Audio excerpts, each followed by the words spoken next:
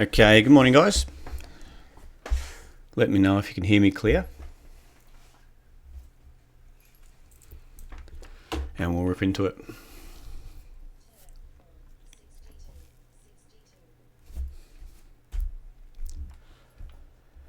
Looks like the SPY has just opened up. Oh god, a bit of a whip around there, isn't it? John, g'day. Fantastic. All right, so overnight, that's what we're all waiting for. The Fed gave the market pretty much what it expected in the form of a rate cut, and that was around 4 a.m. So you can see the market volatility across the board, pretty much everywhere, picked up at 4 a.m. Australian Eastern Standard Time or Sydney time. As the market kicked off, that was, if you can see, it's about here, isn't it? 4 o'clock.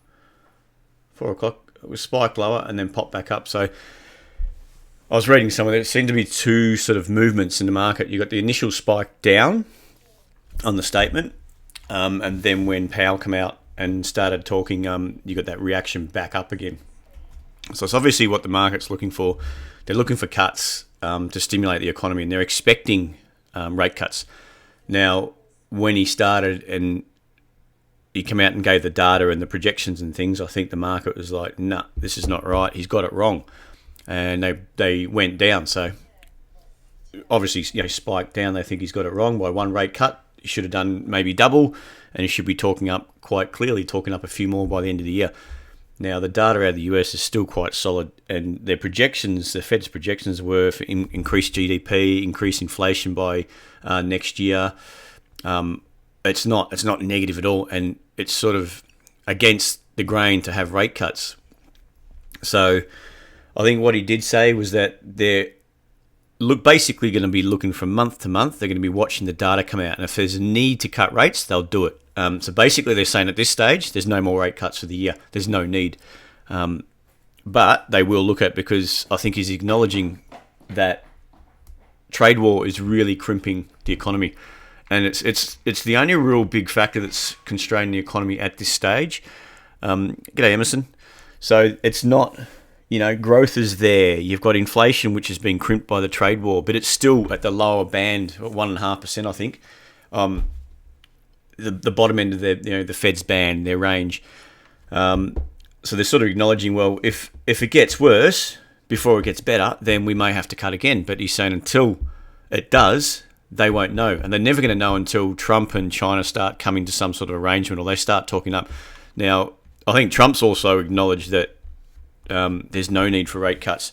But he's also may have acknowledged that they're not close to a deal at all, because he's really battering the Fed and Powell to cut rates below zero type of thing. And that's probably, you'd have to read into that if he's trying to get rates lower, he knows that a prolonged trade war or an escalation to trade war is going to cause the market to sell off, and he doesn't want that. And the only way to combat that is lower rates. So he's trying to force the Fed and bully the Fed into cutting rates for no particular reason, to basically go against what they've always done, looking at data, looking at inflation figures and all that sort of stuff, to go against that and just cut rates willy-nilly, cut them down to stimulate growth. Growth is there. There's no doubt growth is there. It's getting crimped by him. So basically, I think from Fed's comments, and you look at I just look at some news reports and what the Powell was saying, he's basically saying that the ball is back in Trump's court, and he's got to sort out this trade war mess. Now, again, on that front, there's nothing coming out. There's nothing, they're talking up high-level trade talks, but God, we've heard that a million times before, and nothing's happened. Even they've increased tariffs since then. So they really need to start. He needs to start moving forward with it, rather than the question now is whether he actually wants an agreement, whether the US want an agreement. They're just sort of stuck where they probably need the China to come to the table and with concessions. But China, I don't think, are going to. I think they're just going to sit on their hands and keep fighting back, because it's going to really hurt them more than anything else. So there's still interesting times out there. I think we're still, after now the rates have come out, we're still crimped by trade tariffs and trade wars and things like that. So that's probably going to keep a cap on the market. Now, it's interesting to see gold last night spiked down, but it's still, around that 1,500 mark on the futures. So if if we thought there was no more headwinds and everything's rosy, like I guess Trump would try to talk up and China would try to talk up even. We're getting there. We're doing things. We've solved it. Now forget about it. Let's move on. Gold would have been pushed straight through $1,500, but it hasn't. It's still holding up there. So there's still some safe haven buying willing to dip their toe in the water and jump in around that support zone. It did come screaming down, but whether that's just, a lot of that, I would attribute to a buy squeeze, so a long squeeze, what you like to call it. So buyers been stacked up into that number, popped up, and then they got squeezed straight back out with a run lower. And you got the short-term sort of intraday scalpers on gold sellers that have triggered it lower, but they're happy to take profit in that zone there around 480 to 490 on the CFD. So it's about, say 1495 to 1505, give or take, on the futures. So that's interesting. We've seen gold, Aussie continues to come under fire. So I think when we originally spoke about it was here, it fell over. There was RBA comments and housing price index, which was weaker than expected.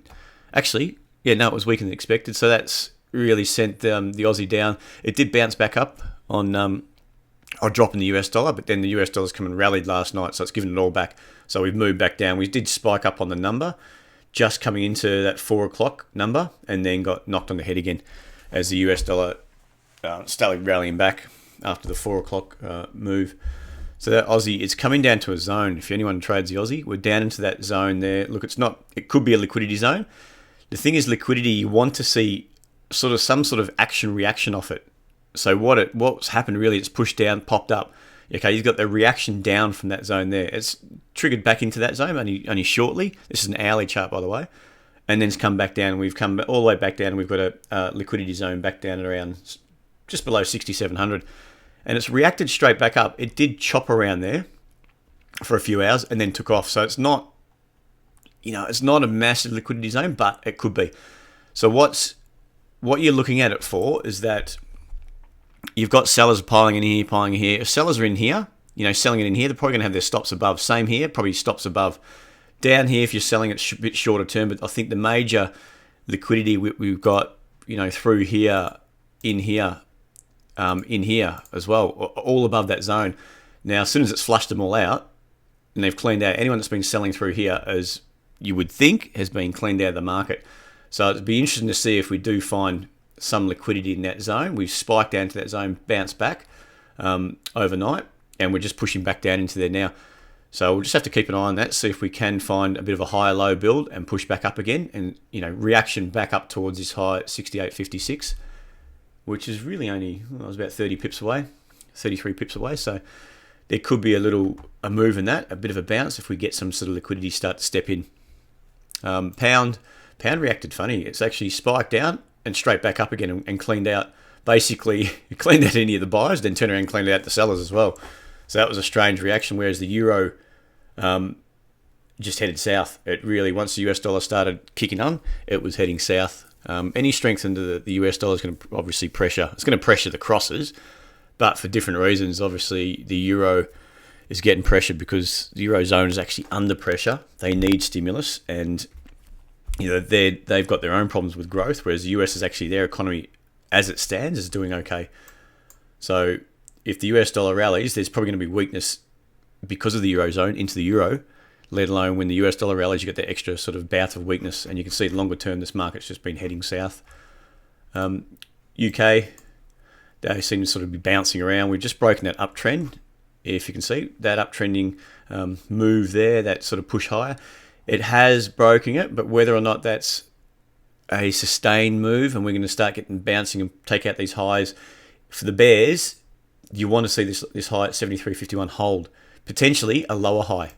And if it's, if we get something like it pops up from here, starts getting a bit of weakness come in, and then if you get this lower high forming, like this, sort of pop up, and then sellers coming in at a lower level, you might get this stochastics go back up to sort of overbought mark, prices are below.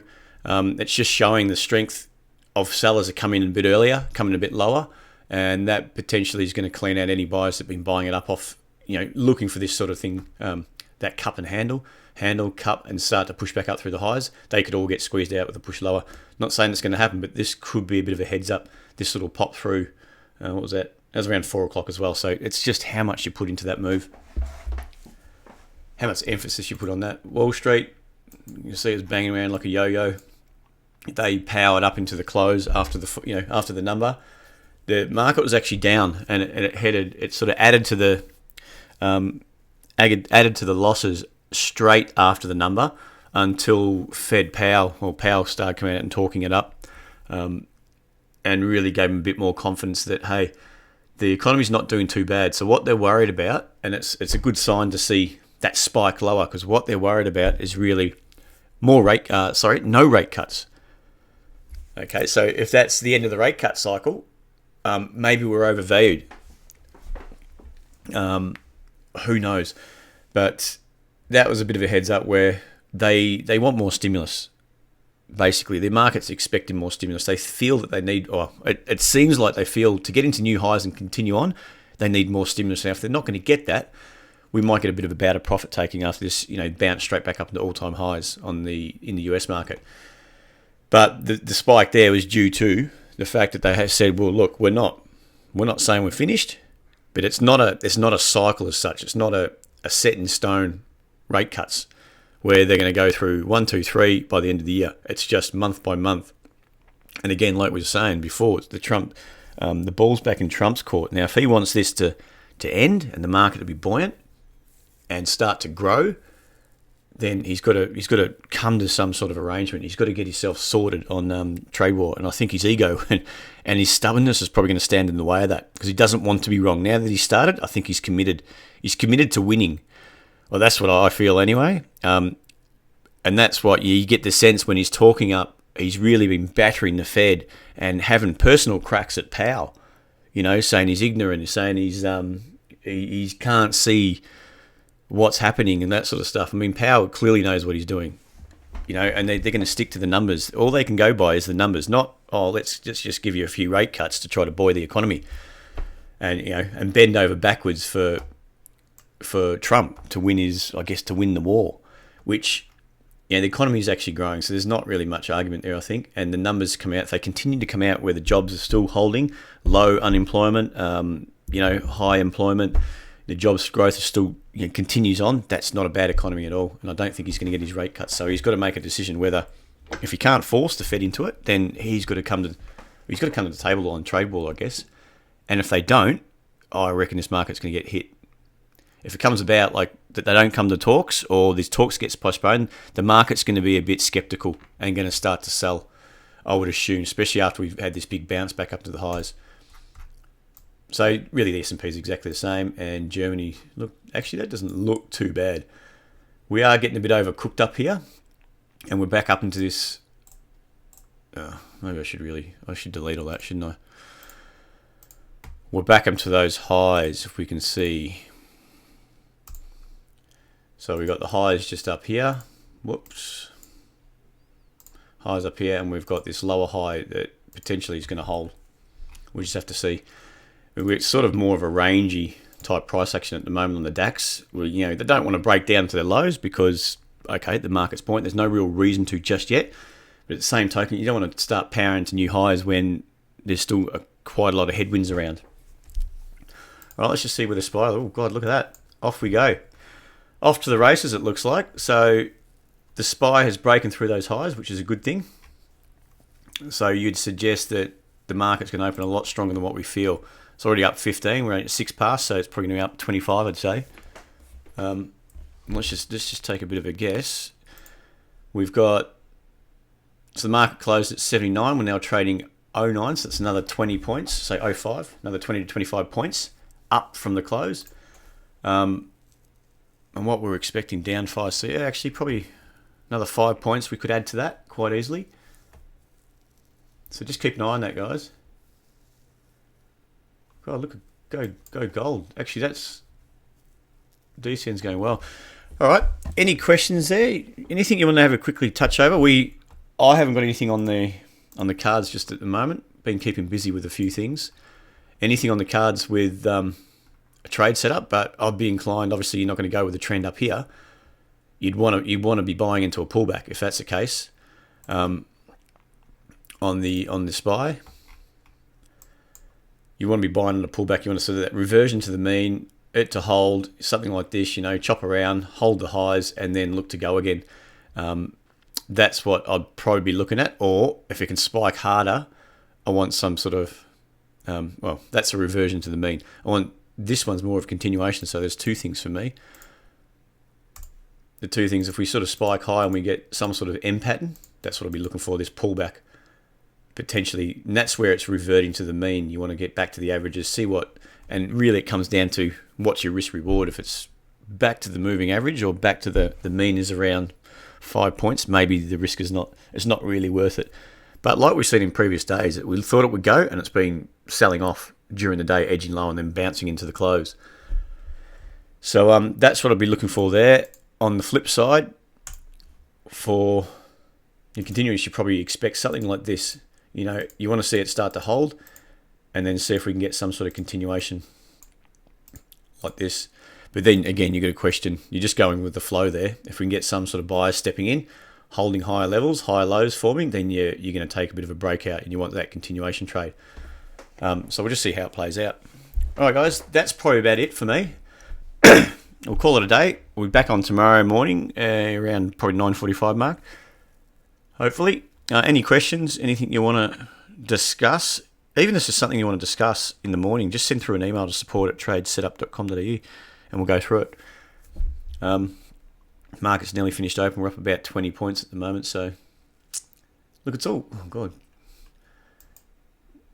Old DCN gets bought up on the open and then I think they're just playing with it. I'd like to see it pop. I'd like to see above 140, but with gold hanging around here, it may not do it. We'll see if we get another bout of buying that can push it up through. Here we go. Another bout of buying that could really give it a nudge up through 140, but it looks like they're trying to cap it up there. I think, I mean, this is my problem with we've got the trade on here, anyone that doesn't know. My problem with this one, we get this high, we're contending with around 143. We've got a partial at 142. It seems to be capped just through 140 at the moment. We've got the 139. It seems to be it's just getting capped there, which is not a great thing, which would suggest that they don't want it through 140, because if it gets through here, it may just trigger a whole lot of stops and just rally, you know, 5 to 10 cents. And if they're not ready for it, they're not ready for it. So we could be looking for a pullback.